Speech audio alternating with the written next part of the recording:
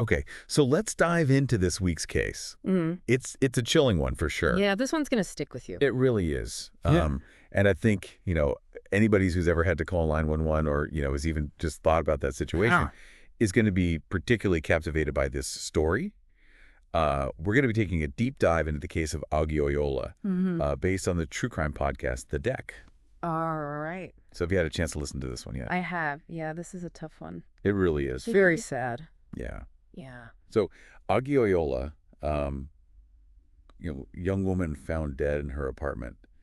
And there were just so many twists and turns and strange things about this case. Right away, it's suspicious right from the beginning. Right. Like some things just don't add up. Yeah, one of the first things that jumped out at me when I was listening to this podcast was this really weird Facebook post and text message. Oh, yeah? That was sent from Augie's phone just hours before her body was discovered. And it read, "Moose is China, KOM." China KM. What is that? Right? Sounds like gibberish. Yeah. But investigators were actually able to decode it. And it turned out to be a message that said, "Moose is trying to kill me." Oh, wow. So right away you have a suspect. Yeah. You've got a possible motive. It sounds like she's in trouble. Right. And it just makes you think, like, was this a genuine cry for help, or was this somebody trying to set up this, Moose character? Yeah, was this misdirection or was she really in trouble? Right. It's really scary to think about. And then, you compound that with the 911 calls that were made from Augie's apartment that morning. Right, 2 911 calls. 2 911 calls. Very strange. The first one, you can just hear the terror in Augie's voice. It's very clear that she's in distress. Yeah, she's frantic. Yeah. But then minutes later, there's a second 911 call, and it's Augie again. But her tone is totally different. Oh, wow. She says that it was an accident and that everything's fine. So is somebody there with her? Right. Is she being coerced? Yeah. Is she being threatened? Was there somebody else in that apartment with her? No. It sends chills down your spine. It does. It's really creepy to listen to these two calls back to back. Back to back, yeah. The change in her voice is so jarring. Yeah, it just doesn't make sense. And to make matters worse, the dispatcher didn't send police after that second call. Really? So they just took her word for it? They did. Oh, my gosh. It's just a reminder of how important it is, that when somebody calls 911, that those first responders take it seriously. Yeah, you never know what's really happening on the other end of that phone. Right, and this lack of action, this oversight, led to an internal investigation. The dispatcher was let go. Rightfully so. But that doesn't bring Augie back. No, it doesn't. And you have to think maybe things could have been different if they had responded to that first call. Right, if they had taken that first call seriously. Yeah, it's a huge what if in this case. Yeah, so when the police finally do arrive at Augie's apartment, it's a complete mess. Furniture's overturned, there are bloody pillows, there's stuff missing from the apartment. So it looks like a robbery gone wrong. Right, like a possible home invasion. Yeah, but as you go deeper into the case, you start to wonder, was this staged? Right, was this all just a setup to make it look like something it wasn't? Yeah, to cover up something more sinister. Yeah, so investigators, they quickly rule out this Moose character, and they turn their attention to a new suspect. A new suspect. A guy named Rob Ross, who also went by the name Cocaine Rob. Oh, boy. Cocaine Rob. Okay. This sounds like it's about to get interesting. It does. Augie had a history of cocaine use, and Rive was her dealer. Oh, so they knew each other. They did. Okay. And the evidence starts to pile up against Rob pretty quickly. Like, what kind of evidence are we talking about? So there were ATM withdrawals that matched Augie's bank statements. Oh, so he was using her card. Uh-huh. Okay. There was a witness who placed him at her apartment complex that morning. And then his cell phone records, they put him at the same casino where those cryptic messages were sent from. Wow. Okay, so it sounds like they're really zeroing in on it. Yeah, and, they have him on camera at the casino. He's using Augie's ATM card. And his phone shows this pattern of using that very specific China spelling. Yeah, that's very unusual. Yeah. That's got to be significant. Right. But there's a big problem with the medical examiner's report. Oh, what happened there? This is where the case takes a really frustrating turn. So even though there were clear signs of a struggle. Right, like the apartment was ransacked. Right. She was clearly in distress in that first 911 call. Yeah, the medical examiner couldn't determine a cause of death for Augie. Oh, wow. So the ruling comes back as undetermined. Undetermined. So they're saying, we don't know how she died. Basically, yeah. Even though there are all these signs that something's not right. Right, and this is a huge problem for the prosecution because without a clear cause of death, It's really hard to build a solid murder case, even with all this other evidence pointing to Rob. Yeah, it makes sense. I mean, if they can't say for sure how she died, it's going to be tough to prove that he killed her. Exactly. So the district attorney is hesitant to move forward without a more clear medical opinion, and the case just hits this wall. Wow, so frustrating. I mean, you've got all these signs pointing to this guy, but they can't do anything about it. Right. It's just a perfect example of how one seemingly small detail can derail a whole investigation. Yeah, and for Augie's family, it's just another agonizing delay in their search for justice. Right. They're left wondering what happened to their daughter, and it seems like nobody has the answer. It's heartbreaking. Yeah. It's just heartbreaking. It's really tough, but the story doesn't end there. Oh, there's more. Years later, the detective who was working on Augie's case, Detective Parks, decides he's not giving up. Good for him. Yeah, he wants to get justice for Augie and her family. Right. And so he decides to get a second opinion from the Armed Forces Medical Examiner's Office. Oh, interesting. So he's hoping for a fresh set of eyes on this case. Right. He wants someone else to look at the evidence and see if maybe they can come up with something different. Yeah, maybe they missed something in that first autopsy. And this decision ends up being a really big turning point, although it also brings up some pretty unsettling questions about this case. Okay, I'm on the edge of my seat. What happens next? So this second review, they come back and they say that Augie's death was a homicide. A homicide. They say with confidence that somebody killed her. So that directly contradicts the first finding. It does. That's huge. It's a huge development. Yeah. But it also makes you wonder, how could two medical examiners looking at the same evidence come to such different conclusions? Right. I mean, are we talking about completely different interpretations of the evidence, or was there something missed in that first autopsy? Right. It's very strange. It really makes you think. Yeah. And even with this new homicide ruling, justice for Augie is still a long way off. Oh, really? So even with this new information, they're still facing roadblocks. They are? This is unbelievable. It really is. So what happens next? Well, we'll have to pick that up in part 2 of this deep dive. Okay, I can't wait to hear more. I know this case is a wild one. Yeah, it really is. So many twists and turns. I'm hooked. Me too. It's just mind-boggling to me that even with a second medical examiner saying it was a homicide, the case still didn't move forward. Yeah, it's really hard to wrap your head around. So what happened? Like, why? Well, the Oklahoma District Attorney, they just refused to accept that second opinion. Really? Yeah, they stuck with that initial undetermined ruling. Wow.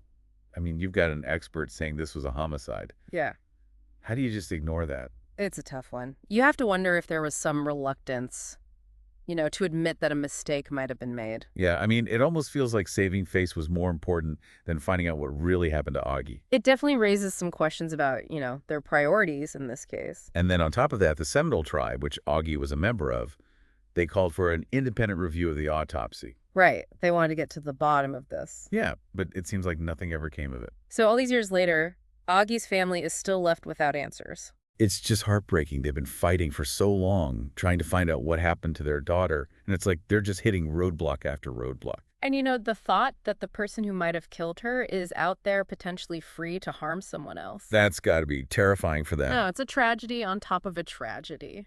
And it makes you think about how many other cases might be out there like this.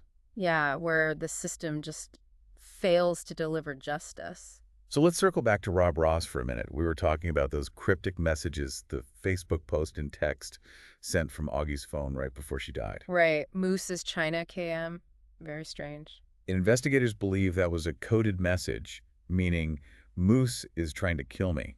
Yeah, that initial attempt to point the finger at someone else. But here's the thing, those messages weren't sent from Augie's apartment. Oh, really? So where were they sent from? They were sent from the Riverwind Casino, The casino? the same casino where her ATM card was used. Okay, wait a minute. Are you saying that Rob was at the casino too? Yep. He was caught on camera at the ATM withdrawing money, and the amounts matched up with Augie's bank statements. Wow. So he was definitely using her card. And there's even footage of him throwing something in the trash. What do you think he was throwing away? Well, detectives believe it was Augie's phone.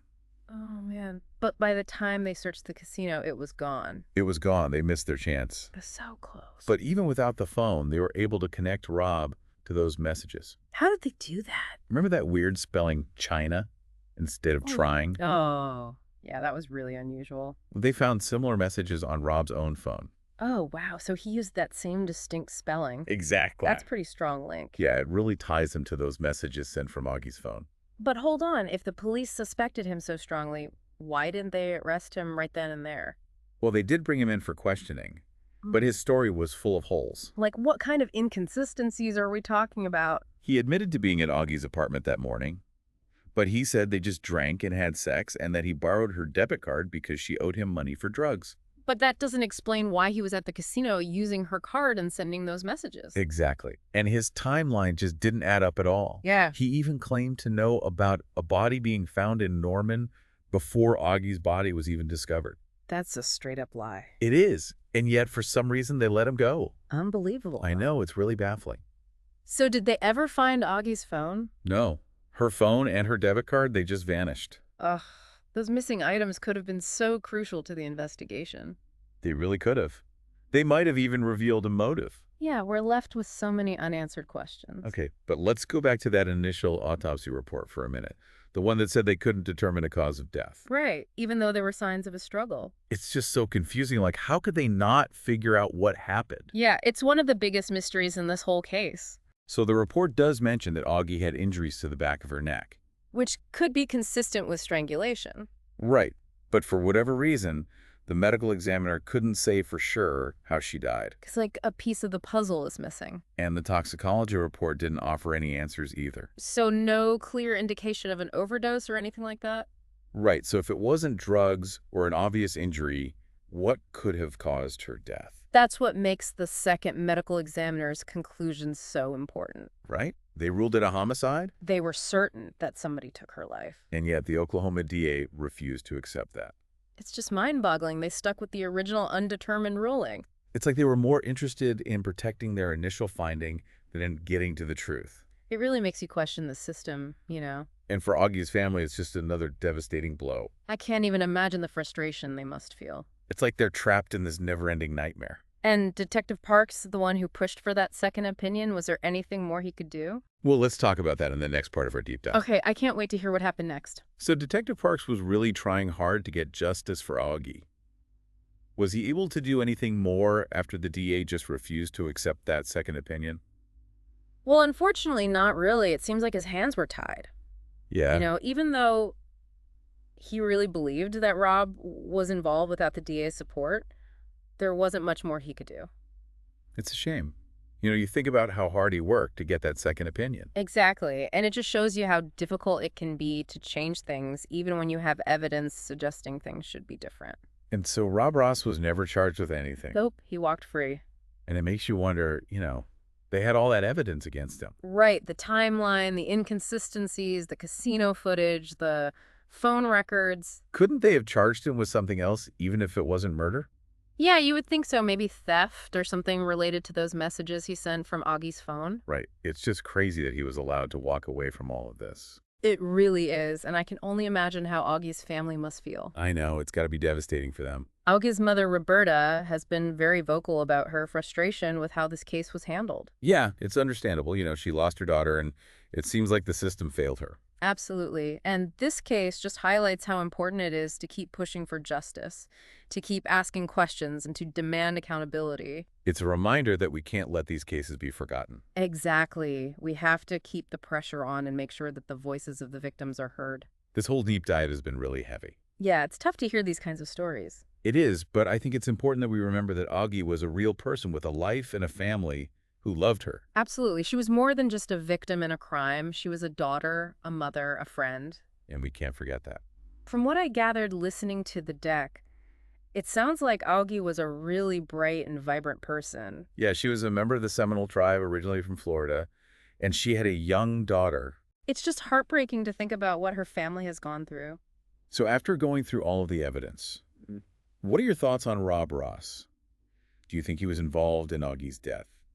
Honestly, based on everything that the deck presented, it's hard to come to any other conclusion. Yeah, it's a lot of evidence to just brush aside. And I think what's most troubling is that he's out there living his life while Augie's family is still searching for answers. It's just not right. It really isn't. Augie Oyola's story is really a stark reminder of how complex and sometimes frustrating the justice system can be. Yeah, it shows how crucial those early stages of an investigation are and how easily things can slip through the cracks. And it highlights the importance of advocating for victims and their families to make sure that their voices are heard. Cases like this are never easy to hear about, but they're important to discuss. They are, and we encourage everyone listening to check out the Deck podcast to learn more about Augie's story.